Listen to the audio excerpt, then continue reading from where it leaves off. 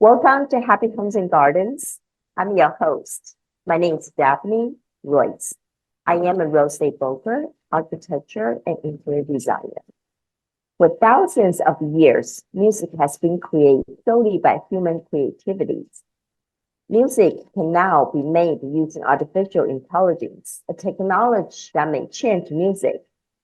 AbleGen has a breakthrough technology allows anyone to create their own music in few simple steps. Let's welcome Conor Brennan-Burke, who is the founder of AbleGen, and let him share some insights with us. Hello, Conor. Hi, Daphne. Thanks so much for having me today. Please tell us who you are and what AbleGen does. Sure, absolutely. Happy to. So I'll start off with what AbleGen does. So what we are building is we are building generative AI tools for music producers. So tools for folks that make music to assist them using AI to make music better, faster, and improve the process overall. Now, who I am is I started playing instruments when I was 10 years old. And so I started off classically trained in oboe. For those who don't know, it's a reed instrument, looks kind of like a clarinet. Very difficult to play. I spent years trying to master that. Classically trained in oboe, and then after mastering oboe, I said, well, this is great, but I have all these pop songs that I want to play for my friends, and you can't really whip out an oboe at parties and show it off to people. And so I started picking up piano, watching YouTube tutorials, kind of messing around with different notes. Taught myself piano from that. And then when I was a kid, I was very into the video games Guitar Hero and Rock Band, and they had a drum set as part of those. And so, after playing for a while, I was like, oh, I can learn drums too and kind of figure out the rhythms. So started off classically trained, picked up some of those. I then moved into producing movie soundtracks. So I had a friend who was a student filmmaker. He asked me to produce his soundtracks for him, picked up GarageBand and some of these other tools. And then pretty soon I said, oh, well, there's these popular electronic artists playing out there. Maybe I should start making that too. And so did that for a number of years, started producing music, and realized that producing music is really, really challenging. It's extremely difficult. I think a lot of us hear a song on the radio and we're like, oh, wow, that sounds cool. The beat's relatively simple. It's pretty danceable. It's probably not that much work. Not realizing that every song that we hear, people are spending hundreds of hours behind the scenes, putting together all the pieces that short note that you hear, somebody spent, listened to it 500 times over and kind of fine-tuned it. And so I went through this process, spent all the time myself, and I said, wow, I wish there was an easier way to do this. And a lot of the stuff I'm doing kind of seems repetitive and seems like, hey, it would be great if there was a way to automate this and I can kind of focus on the creativity rather than fine-tuning every single piece of this. And so that was the inspiration to build something around AI and music. Now, happy to talk about, how we got started and how we started building there, if you'd like. Do you have a story for me? Yeah, well, I think, it's interesting kind of how this all came together and started. So, for my background, I talked about, I've played music for 20 years now, classically trained oboe, piano, drums. Started off making movie soundtracks, produced electronic music. Along the way, was in a band. And then at the same time, I'd been working in tech for a number of years as a PM at different quickly growing startups, and had experience there. And I was really enjoying kind of these two sides of me, right? The music as a passion on the side, and then the tech career, kind of building startups, building new products from scratch at all these different companies. But I was interested in seeing, hey, is there actually an opportunity to fuse these two together? So where do you start off? I saw, kind of looked around for this, saw that there was a hackathon happening in San Francisco where I live around music and AI, and said, all right, well, I think the application deadline was the next day. And I said, all right, well, I don't have a team or a specific idea, but just apply, why not? It's worth a shot. And so applied, and they asked for a GitHub profile link. For anyone who doesn't know, it's, a GitHub profile is basically a profile of yourself as a coder and the things you've worked on. Myself as a non-technical product manager, didn't have a GitHub profile, but I said, all right, well, I'm just going to type in github.com to get through the application, enter in the whole site and see what happens. Got into the hackathon, again, showed up, non-technical PM without a technical team around me, and said, all right, I'm just going to show up, just going to meet some people in music and AI and kind of see where things go.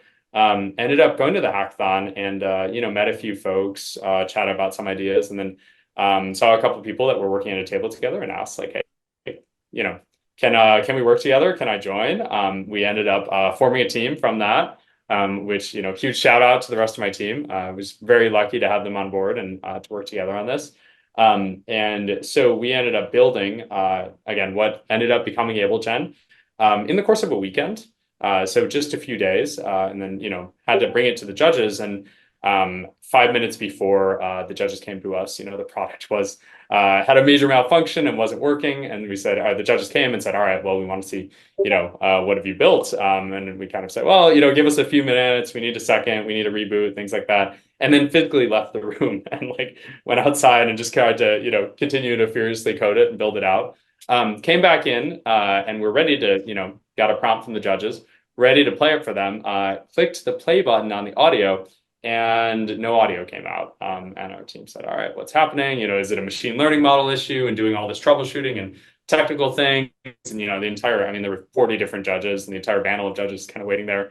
And then finally, we realized that someone else had accidentally unplugged the speaker that we were hooked up to. And so we kind of replugged in the speaker, played the audio. And the time came where, they were announcing who had done well at the hackathon. And again, I'd never been to a hackathon before outside of work, showed up as a non-technical person without a team. It was like, all right, well, I'm just happy to be here. Our team ended up getting into the top 5 in the finals, which we were shocked by. We went to the finals a few days later and the finals went relatively well. We presented as part of a bunch of different teams. It was in this large venue in San Francisco in front of 1,000 people. It was this huge event with a number of different producers and DJs and folks involved in the industry. And then when announcing the finalists, they said, all right, 3rd place is this team, 2nd place is this other team. We were like, all right, well, we got 4th or 5th. At least we had a good experience. And then our team ended up winning the whole hackathon from that, despite forming while we were there, meeting in person, kind of making this up as we went along, having all the issues that we had along the way. And so we were riding the highs off this hackathon and said, all right, this is exciting. Where should we go from here? And then a day after that, we took it to an AI music meetup and showed it to a few folks as like, oh, this is this cool thing we built in a hackathon. And someone who also had an AI music startup came up to us after the hackathon and said, hey, I actually want to acquire your company. And excuse me, we don't have a company. We built this over a weekend at a hackathon. And he said, no, this is really innovative technology. We have this much larger startup. We're really interested in purchasing you in the space. And can we go into M&A discussions and start talking about that? Here's my contact. And it was kind of this watershed moment for our team where, we built this thing over a weekend. How far do you take it? Getting an exit after a hackathon is pretty good. And we were certainly tempted to do that. But I think ultimately it came down to there's a lot of opportunity in this space, and there's opportunity to just completely transform how people make music and what they create and build tools for creators. And I think, myself and the rest of the team said, we actually really want to build here. We really think there's something. We really think there's, again, thinking back to myself when I was first producing, and all the challenges I went through, there's thousands of people like that all over the world that just want to create, and we want to enable that. And we actually want to be part of that and build it. And so made the decision to not sell the company. I quit my job a week after that, decided to work on this full time. We've recruited a bunch of other team members, and we've been building it ever since. How did you come on AbleGen, the name? And also, how many members do you have right now? Yeah, absolutely. So AbleGen, the name is so Ableton Live is the largest, one of the largest DAWs, kind of music creation platforms. And so it was kind of a play on words there. AbleGen, it's rather than Ableton, it's AbleGen, and then we enable everyone to generate music. So we felt like this was something that would enable more folks to create music.